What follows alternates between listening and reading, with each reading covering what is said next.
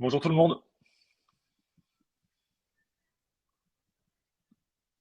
Alors là, tout de suite, on est déjà 54. Merci de votre présence. Merci à tous d'être présents. Aujourd'hui, je suis accompagné de Jérémy d'Anytime pour m'accompagner, enfin pour qu'on puisse faire cette petite présentation ensemble, notamment sur le sujet comment faire un prévisionnel et gérer sa trésorerie. Donc, je m'appelle Hugo, je suis chargé de projet à l'ADI et mon but, du coup, c'est de développer les activités de l'ADI et aussi d'animer des webconférences comme ça. Jérémy, je te laisse te présenter. Oui, bonjour. Donc moi c'est Jérémy effectivement. Je suis responsable partenaire chez Anytime, filiale d'Orange Bank. Et effectivement, je vous présenterai un peu après tout ce qu'on peut proposer et comment vous accompagner pour gérer tout ce qui est trésorerie et prévisionnel. On va attendre, je pense, 2-3 minutes que tout le monde se connecte Ouais, et puis on pourra c'est commencer. c'est ça.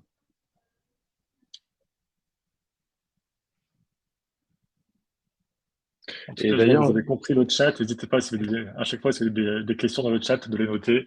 mm, On pourra effectivement y répondre. On essaiera en temps réel. mm, c'est ça.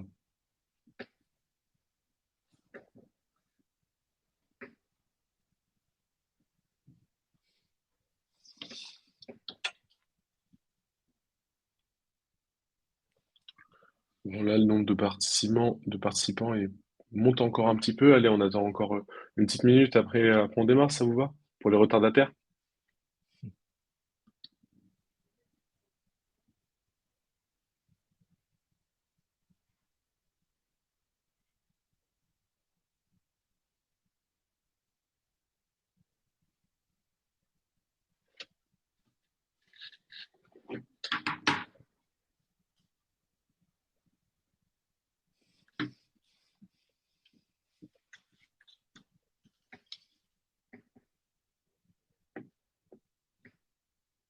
Allez, on va démarrer si ça te va, Jérémy. C'est parti. Alors, Alors, une question qui va souvent revenir, je réponds de suite à propos du support et pour la réutilisation de la vidéo. Malheureusement, on ne fournit pas le support à la fin de la conférence. Par contre, elle est disponible sur YouTube, sur la chaîne YouTube de l'ADI. Elle sera disponible d'ici quelques jours si vous avez besoin de repasser sur un moment où vous avez mal compris. Sur ce point, il y a pas de souci, mais malheureusement, on fournit pas le diapo de la présentation. Allez, on va démarrer. Donc tout d'abord, une partie sur faisons connaissance, de manière un peu plus approfondie sur ce qu'est l'ADI et ce qu'est Nitaï. Tout d'abord, l'ADI, en bref, qui on est, qu'est-ce qu'on fait.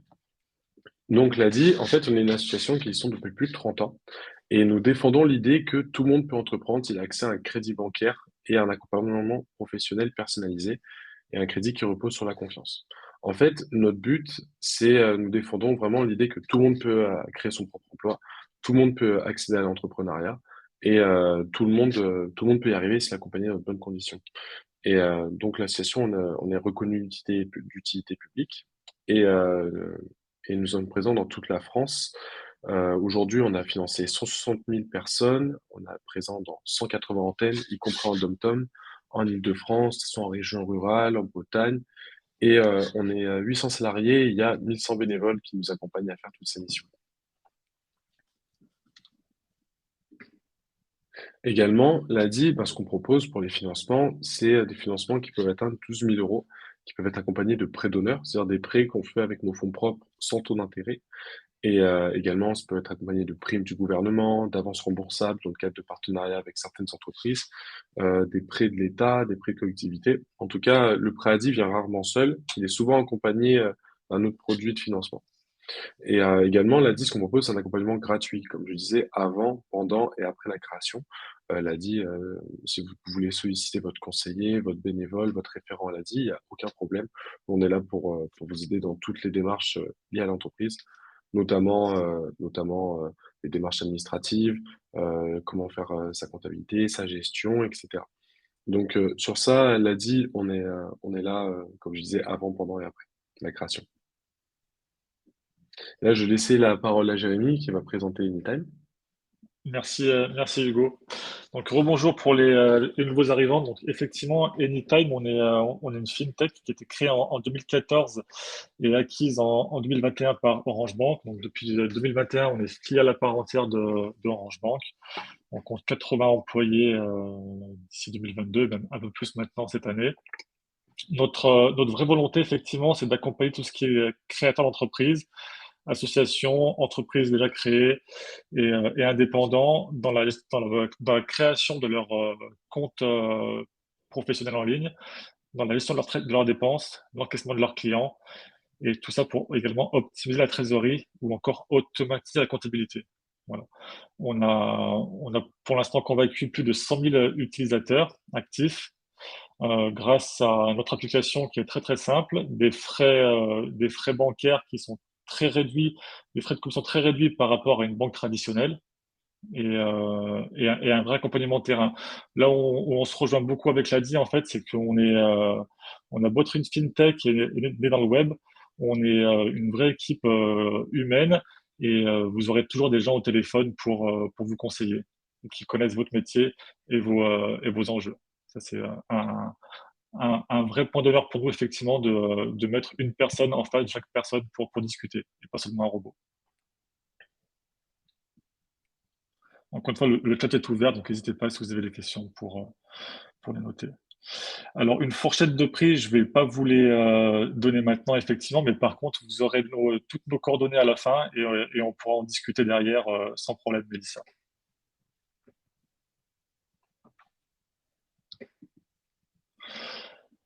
Donc, on est parti effectivement sur quels sont les principaux enjeux financiers d'un professionnel. C'est plutôt simple, effectivement. Les principaux enjeux vont être de la gestion de la trésorerie, la gestion de ses dépenses, le paiement de l'URSSAF, de la TVA et le règlement de ses fournisseurs. On verra effectivement pour la TVA, certes, les micro-entreprises ne seront pas assujetties, mais en général, on doit payer cette TVA. Et surtout, un gros enjeu, c'est la création de son compte bancaire professionnel, de son compte pro en ligne. Et là, effectivement, c'est là où on pourra intervenir aussi et encore une fois proposer des offres plutôt attractives. Je prends les questions au fur et à mesure. Faites-vous des rendez-vous en visio ou en présentiel chez Anytime?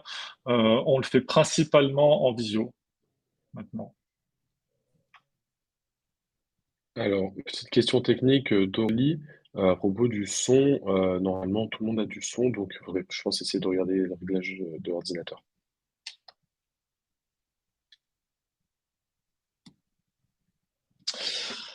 Pourquoi ouvrir un compte bancaire professionnel? Ça, c'est une bonne question. La première chose, effectivement, c'est que c'est pour la partie trésorerie, c'est ce qui nous concerne un petit peu aujourd'hui. Ça permet de visualiser et de gérer sa trésorerie plus facilement, notamment avec l'aide des sous-comptes. Ça, on le verra après. Ça donne accès à de nombreux outils comptables et de pilotage, comme tout ce qui est gestion de ses dépenses, prélever directement ses clients, pour vous montrer effectivement deux, trois choses qui permettent de faciliter votre vie au quotidien et des outils innovants pour la gestion.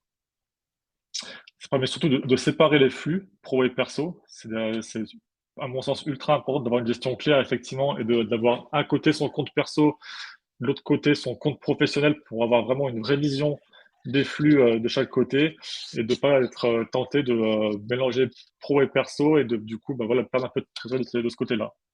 Et enfin, c'est une obligation, c'est obligatoire pour toute l'entreprise, hors entreprise individuelle, mais sinon, effectivement, toute entreprise se doit d'avoir son compte professionnel.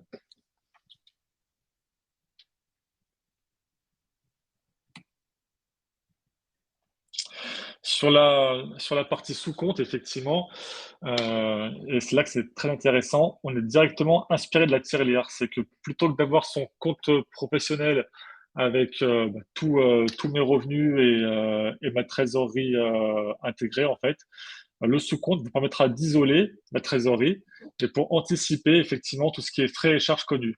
La TVA à payer, des crédits à rembourser, des salaires à verser. Et l'avantage, c'est qu'on peut effectivement mettre en place des prélèvements directement sous ces sous-comptes. Ok. Donc techniquement, j'ai mon compte courant, mon compte professionnel Anytime. Ok. Je vais pouvoir créer des sous-comptes derrière, un sous-compte que je vais appeler par exemple TVA, un sous-compte financement ADI, mon sous-compte salaire, autant de sous-comptes que je vais que je vais vouloir. Et dans mon sous-compte TVA, par exemple, quand je vais recevoir un règlement, je vais dire bah, la TVA, je vais la mettre directement, je vais l'isoler dans ce sous-compte-là. Comme ça, au moins, la TVA, je vais pouvoir après mettre en place mon prélèvement sur ce compte et je suis sûr que ma TVA sera bien prélevée et que ça n'empiète pas sur ma trésorerie. Ok. Idem pour mon financement sur l'ADI. Je peux anticiper mes mensualités et faire du coup prélever directement le financement sur ce compte. Donc, effectivement, pour tout ce qui est micro et entreprise individuelle, le compte pro n'est pas obligatoire. Je reprends un peu les questions du chat en dessous du chiffre d'affaires. C'est pas obligatoire. À mon sens, ça reste recommandé. Pourquoi? Bah, pour effectivement commencer déjà à avoir cette gymnastique, c'est d'isoler sa partie pro et perso. Et dans le cadre d'un développement futur, effectivement, ce sera beaucoup plus facile après de prendre le rythme avec son compte professionnel.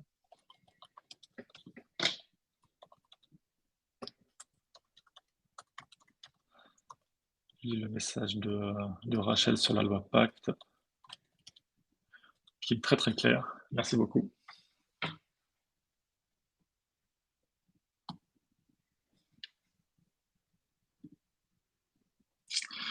Une autre partie de mettre à bien sa trésorerie, c'est tout ce qui est gestion de dépenses. Donc, dès que je vais faire des frais professionnels, effectivement, je vais me retrouver à avoir beaucoup de tickets de caisse, de reçus, des tickets, donc des tickets que je peux perdre. Je vais passer du temps, effectivement, à les rédiger, à les transporter en comptabilité. Je peux passer aussi par une carte carburant. Une carte carburant, par exemple, comme la carte Total pour pas les citer, euh, qui vont me prendre une caution bancaire importante, donc me bloquer du coup de la trésorerie. Voilà. Avec tout ça, effectivement, je perds du temps et de l'argent. Maintenant, on est en 2023, on a tous, je pense, un smartphone et on est tous plus ou moins avec des outils digitaux. Il est temps de gagner du temps là-dessus, effectivement, de passer sur une solution tout intégrée qui me permet à la fois de gérer mes dépenses courantes sur mon compte professionnel, mes dépenses et encaissements, et effectivement de pouvoir gérer tout ce qui est frais professionnels, automatiser tout ça et les transmettre en comptabilité. Comment ça va fonctionner en fait? Ça, c'est plutôt le côté pratique. En fait, avec Anytime, chaque paiement remonte en temps réel dans l'application. Ça, c'est un vrai avantage aussi. Souvent, avec une banque traditionnelle, effectivement, il faut attendre 2, 3 jours après son paiement pour avoir la remontée dans son application. Là, c'est du temps réel. À partir du moment où j'ai posé ma carte bleue, j'ai effectivement la remontée qui se fait. Donc, je sais en temps réel l'argent qui me reste sur mon compte. Donc, je fais mon paiement, j'ouvre l'application, je clique sur ma transaction, je vais saisir effectivement un commentaire pour justifier ma défense. Je vais dire une bêtise, je vais mettre achat carburant ou achat matériel informatique, peu importe.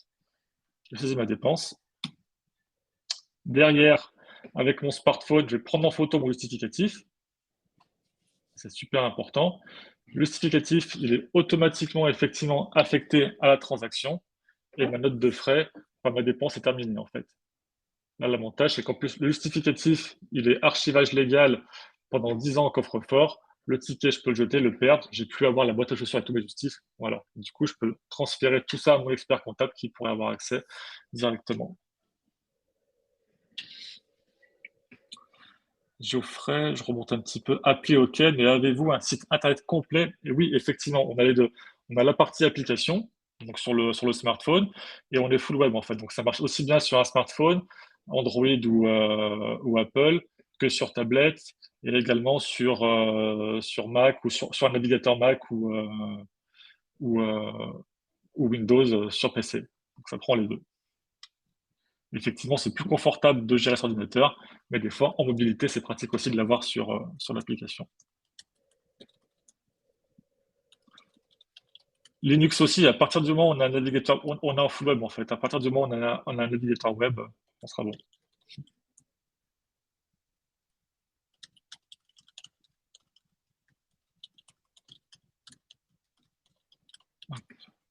j'avance un petit peu. La deuxième, ça, on a vu donc la première façon effectivement de remonter ses frais. La deuxième méthode aussi qu'on peut faire, c'est que encore une fois, je paye avec ma carte bleue. Automatiquement, je reçois une notification, mais je reçois aussi un mail qui m'indique ma transaction. Si je veux gagner du temps, je peux directement répondre à ce mail sans passer par l'application. Je réponds au mail, je saisis dans le mail mon commentaire, en pièce jointe, je mets la photo, et pareil, ça remonte automatiquement dans mon application bancaire. Derrière.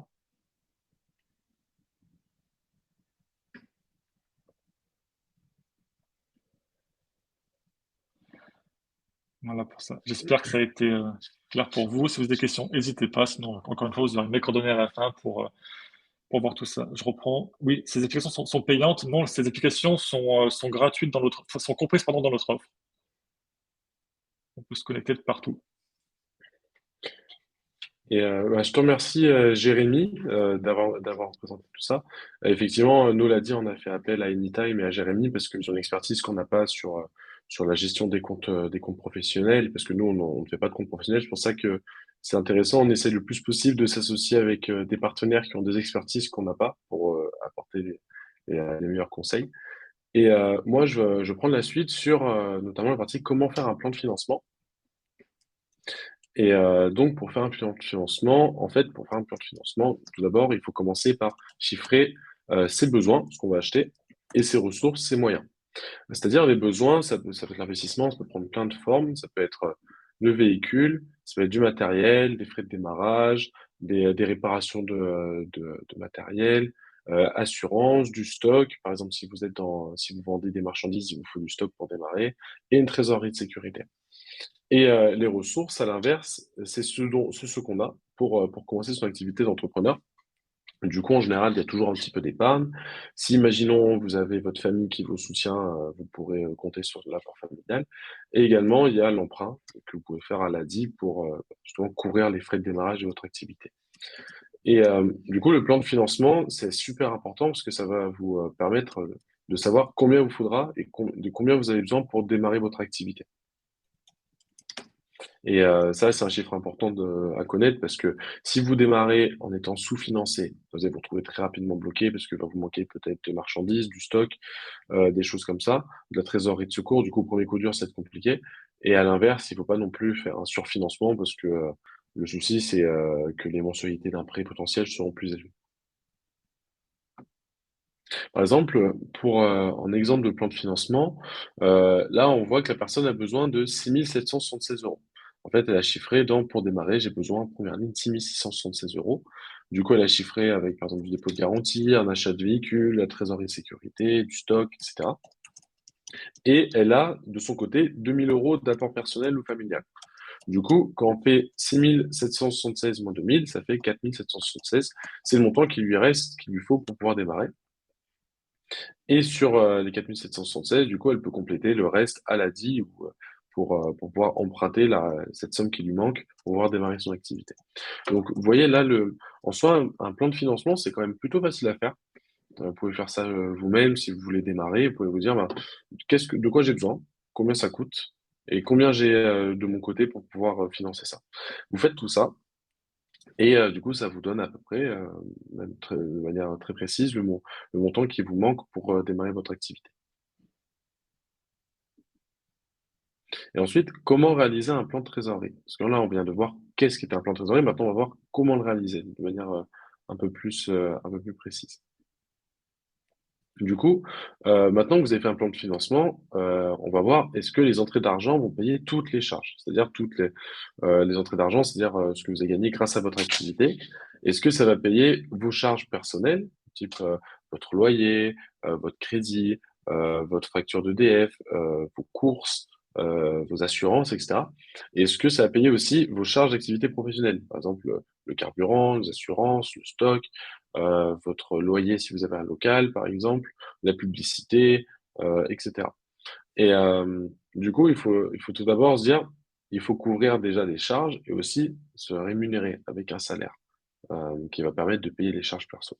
Du coup, il faut pouvoir se répondre à quelques questions, notamment, est-ce que mon salaire va pouvoir permettre de payer mon loyer?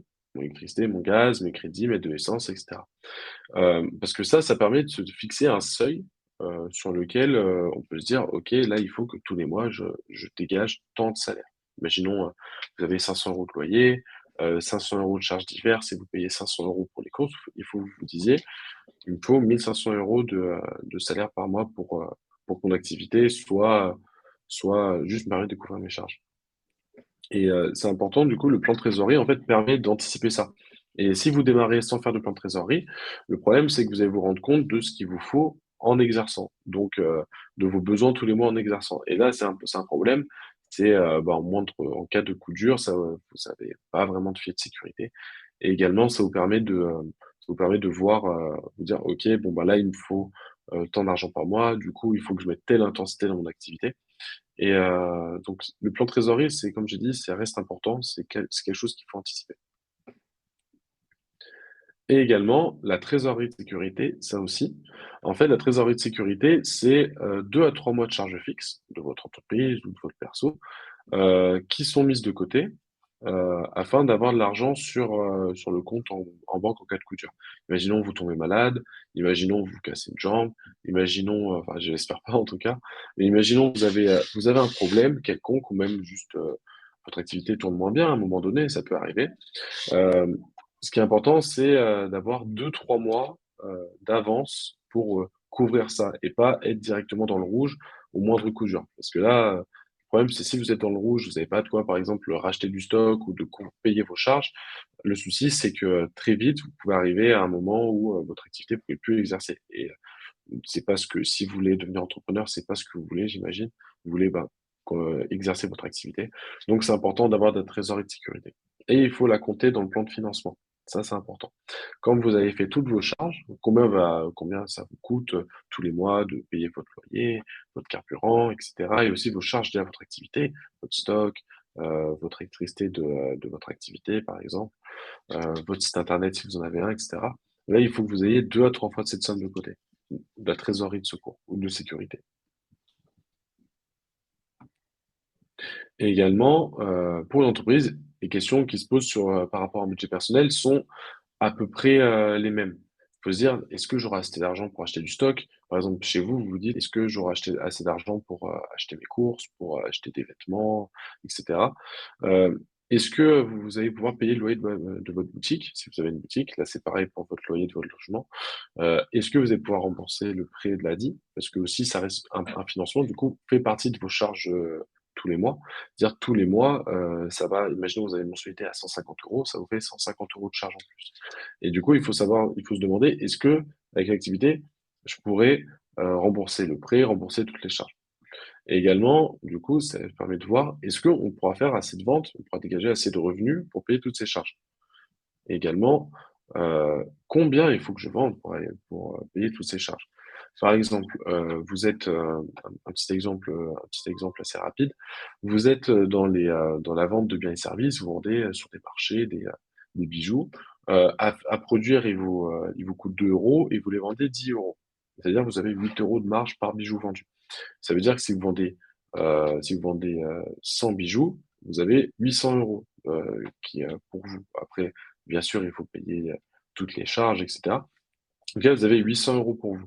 Et du coup, il faut savoir combien de bijoux, par exemple, vous devez vendre pour arriver du coup, à payer toutes vos charges. Et aussi, en plus, plus vous en vendez, plus vous couvrez vos charges. Après, ça reste du bénéfice pour vous. Et enfin, à la fin, il faut aussi se poser la question, combien reste-t-il sur mon compte en banque? En fait, il faut prévoir une somme minimale sur le compte en banque pour couvrir du coup la trésorerie de sécurité, pour voir les charges, etc. Et il faut vraiment être rigoureux dans le suivi des comptes en banque. Comme là, et justement, c'est là ça rejoint ce que Julien disait, notamment une solution avec des sous-comptes, etc., peut vous aider à du coup mieux gérer vos charges et vos dépenses et vos recettes. Et notamment, il y a quelques petites astuces qui existent. Je suis désolé, Jérémy, excuse-moi, j'espère que j'espère que tu m'excuses, je suis vraiment désolé. Pas de Euh, souci. Merci je suis Geoffrey. vraiment, je suis vraiment désolé. Du coup, quelques petites astuces pour gérer son plan de trésorerie. Notamment, il faut toujours s'assurer d'avoir des rentrées d'argent. C'est-à-dire, il faut en fait que vous pratiquiez votre activité de manière assez intensive pour en tout cas que vous ayez des rentrées d'argent assez régulières. Et également, il faut aussi anticiper les retards, les délais de paiement. Par exemple, vous pouvez vendre aujourd'hui, le 8 juin, un produit, mais vous serez payé que le 20 juin par votre acheteur. Il faut en fait euh, déterminer, enfin, il faut en tout cas les prendre en compte pour que vous ne soyez pas dans une situation compliquée dès que vous avez des encaissements peu trop longs. Également, pour suivre la trésorerie, vous pouvez prendre des bonnes habitudes dès le début. Vous faites soit un cahier recette dépenses. Un cahier recette dépenses, c'est simple, vous faites une colonne recette, une colonne dépenses. Dans la colonne recette, vous marquez tout ce qui rentre, dans la colonne dépenses, vous marquez tout ce qui sort. Après, à la fin, vous faites une soustraction et vous voyez combien il vous reste. Et également, il faut suivre aussi les opérations de compte sur Internet au moins tous les jours pour regarder ce qui se passe sur votre compte en banque. Parce que c'est un gros souci qu'on rencontre, enfin un gros souci, quelque chose qu'on rencontre assez régulièrement à l'ADI, c'est les gens en fait ne suivent pas leur compte en banque régulièrement parce que phobie administrative, peu importe. Et ils arrivent ensuite à une situation où ils ne regardent pas leur compte en banque et après ils se retrouvent à découvert mais sans s'en rendre compte. Et là, c'est un problème. Il faut éviter de faire ça. Donc, important, ces problématiques-là, c'est bien un manque de rigueur dans le sujet de trésorerie. Et donc, voilà, c'est anticipé. Par exemple, un plan de trésorerie, là, on prend sur 11 mois glissants. Par exemple, là, on commence en mars 2020 avec des ventes de marchandises qui chiffrent à 2080 euros et l'achat de marchandises à 1636 euros. Donc, en fait, ça veut dire avec les charges fixes qui sont à 1730, les cotisations sociales qui sont à 2066, et au final, le solde du mois, elle est à 1164 euros. Donc, ça veut dire le solde du mois, c'est ce qui vous reste à la fin du mois, pour gérer tout en argent supplémentaire.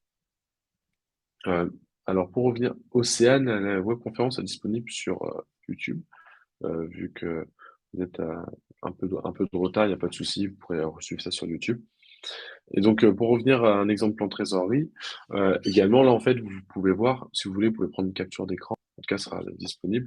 Mais en fait, ça permet de voir combien on a réalisé sur un an de vente de marchandises, combien on paye de charges tous les ans, la rémunération qu'on s'octroie et aussi les cotisations qu'on paye. En fait, ça permet vraiment de voir le suivi de nos recettes et nos dépenses sur du coup par mois et aussi pour une période plus longue, ce qui permet de tirer des conclusions d'activité. Est-ce que ça marche? Est-ce qu'il y a des mois qui marchent moins, etc.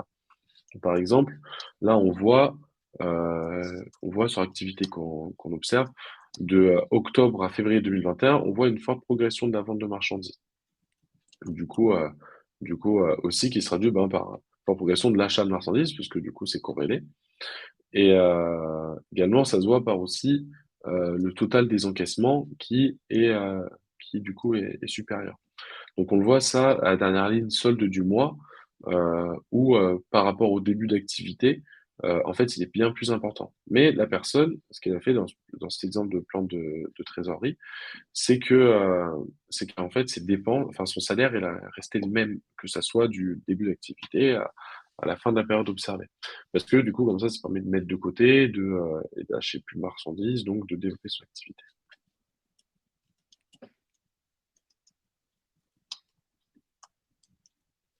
Donc, je vous remercie. Enfin, moi, je vous remercie.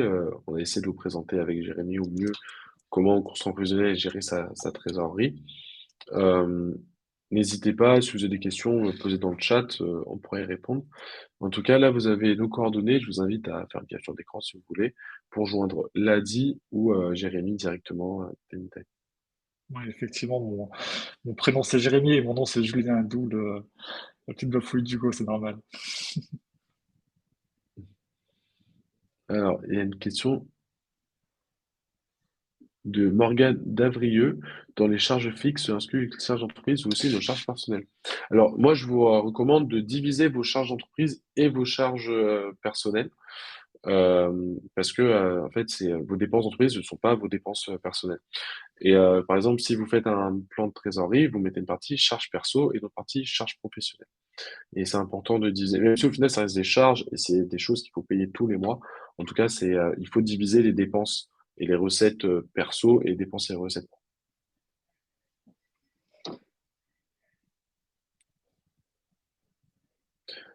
Alors, Marc a posé une question sur et en entreprise individuelle, c'est-à-dire euh, en entreprise individuelle, c'est-à-dire parce qu'en soi, les entreprises individuelles, parce que même le statut d'auto-entrepreneur, c'est être aussi en entreprise individuelle. Donc, en soi, là, tout ce qu'on a dit s'applique complètement euh, au statut d'entrepreneur individuel.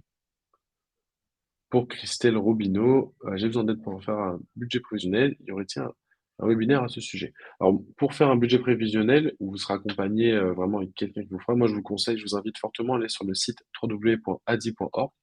Et sur la première page du site, lors de la semaine de campagne, vous pourrez voir toute la liste des ateliers qui existent pour du coup vous aider à gérer, à créer votre entreprise. C'est gratuit, c'est dans nos agences. Et je vous invite fortement à aller voir ça parce que vous pourrez faire un atelier en petit groupe avec soit un bénévole, soit un conseiller qui vous aidera à construire votre prévisionnel. Vous pourrez poser toutes les questions que vous voudrez. Parce que là, en fait, chaque entrepreneur a un prévisionnel qui est différent en fonction de son activité, etc. Donc, moi, je vous invite fortement, Christelle, à regarder le site de l'ADI. Et pour Nathalie, même quand le bureau est chez soi, oui, en soi, on peut faire des charges d'activité même quand le bureau, enfin, on peut faire un plan de trésorerie même quand le bureau est chez soi. Ça, il n'y a pas de souci. On peut voir les charges fixes tous les mois, etc., les recettes, ça permet d'anticiper. Après, c'est vrai que quand le bureau est chez soi, les frais liés à l'activité sont du coup beaucoup plus faibles que lorsqu'on a un local, par exemple. Pour répondre à Marc, y a-t-il un moyen de paiement par carte bancaire novateur pour des auto-entrepreneurs ou des micros? Enfin, sur la partie InTime, effectivement, on s'adresse aux créateurs d'entreprises, mais tout ce qui est auto-entrepreneur et micro-entreprise aussi, tout à fait, sans problème. Avec tout un tas du coup, de services compris dans l'offre qui permettent de développer et de piloter au mieux son activité. Euh, pour Avec des entreprises Mélissa, en sorte de paiement, pardon, excuse-moi, j'ai pas de souci. pour répondre à Mélissa, qui a demandé si on peut bénéficier de l'accompagnement de l'ADI par bénévole sans recourir à un prêt chez l'ADI. Alors, nous, oui, c'est possible, il n'y a pas de souci. Mais par contre, évidemment, l'ADI, on va mettre plus de moyens pour les gens qu'on finance dans l'accompagnement, parce que, en fait, nous, on a envie que ça marche pour eux. Notre but, c'est de permettre aux gens de développer leur activité, de développer leurs revenus et d'avoir une situation financière meilleure qu'auparavant. Du coup, nos moyens d'accompagnement vont être mis en priorité sur les personnes qui ont un financement chez nous. Mais effectivement, si vous poussez la porte d'une agence, il y aura toujours quelqu'un pour répondre à vos questions. Ça, il y a aucun souci là-dessus. Frédéric, est-ce que Anytime fait des prêts bancaires? Non, on n'est pas une banque, encore une fois. C'est d'ailleurs pour ça qu'on s'est associé à l'ADI pour tout ce qui est partie financement. Nous, on vous propose d'ouvrir un compte professionnel en 48 ou 72 heures avec des formalités simplifiées et un taux d'acceptation très élevé. Et après, tout ce qui est financement, effectivement, ça sera l'ADI qui pourra vous accompagner.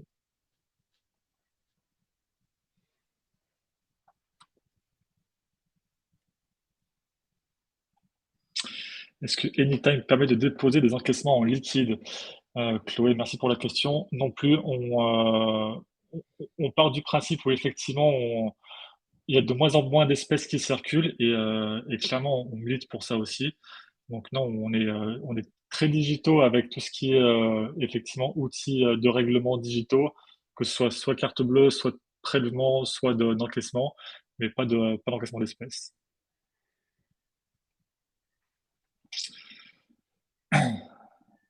Marc, la question, combien faut-il compter pour l'ouverture d'un compte pro? Je vous passerai directement les coordonnées peut-être d'un commercial derrière quand vous m'aurez contacté. On démarre à 9,50 € par mois.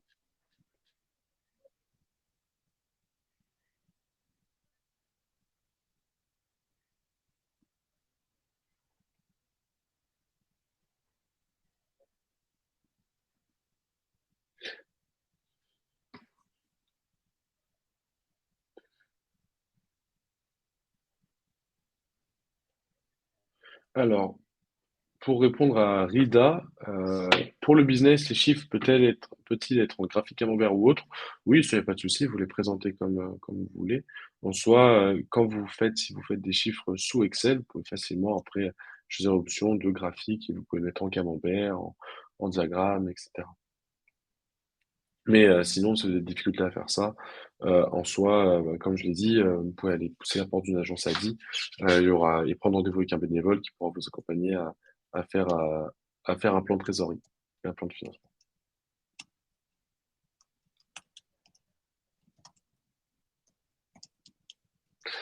Pour Jeanne, un second compte dissocié suffit, merci de confirmer. Alors pour les auto-entrepreneurs, oui, effectivement, il faut un compte dédié.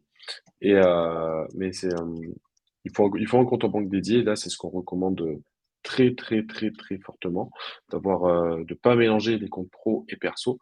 Mais là, on a présenté Anytime aujourd'hui, c'est parce que justement, ils proposent des solutions de gestion de compte en banque qu'un compte dédié ne permet pas. Mais effectivement, un compte dissocié, un compte dédié suffit, oui, légalement.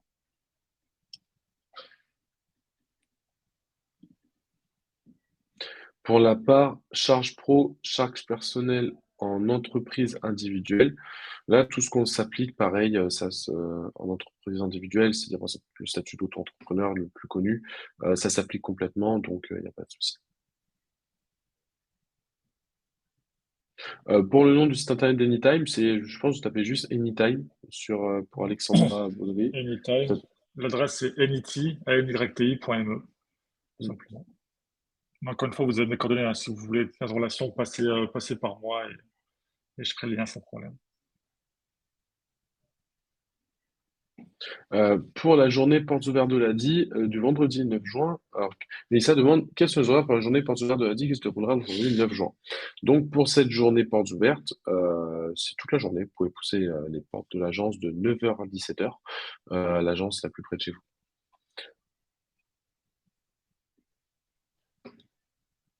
Je reviens sur la partie profession libérale, sur la partie encaissement des espèces.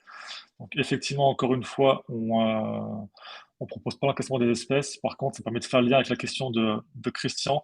Est-ce que Anytime offre des solutions TPE et CB? Donc CB, oui, effectivement, dans notre offre, on propose une carte bleue. Et la solution TPE, oui, également, c'est que pour chaque ouverture de compte Anytime, on vous offre un TPE en fait. On vous offre un TPE portable, justement en plus, que vous pouvez déplacer si vous êtes nomade en activité, qui permettra du coup d'encaisser directement par TPE derrière. On n'est pas sur ce meuble, dans le détail, on travaille avec Smile and Pay, sur cette partie-là. Merci Carole pour le gentil message. Merci beaucoup. Et écoutez, c'est pour nous, en tout cas, je pense on a fini de présenter. Euh, Si vous voulez, la vidéo sera accessible en ligne sur notre chaîne YouTube. Vous tapez ADI sur Association ADI ou ADI sur YouTube, vous nous trouvez directement. Elle sera en ligne d'ici quelques jours. Et là, vous avez les coordonnées de Jérémy qui s'affichent, aussi les coordonnées de l'ADI. Vous pouvez directement nous appeler. Et je vous souhaite à tous une très belle journée et j'espère que vous avez une journée ensoleillée chez vous. Et je vous dis à très bientôt. Il y a encore d'autres webconférences cette semaine et à très vite. Merci à tous.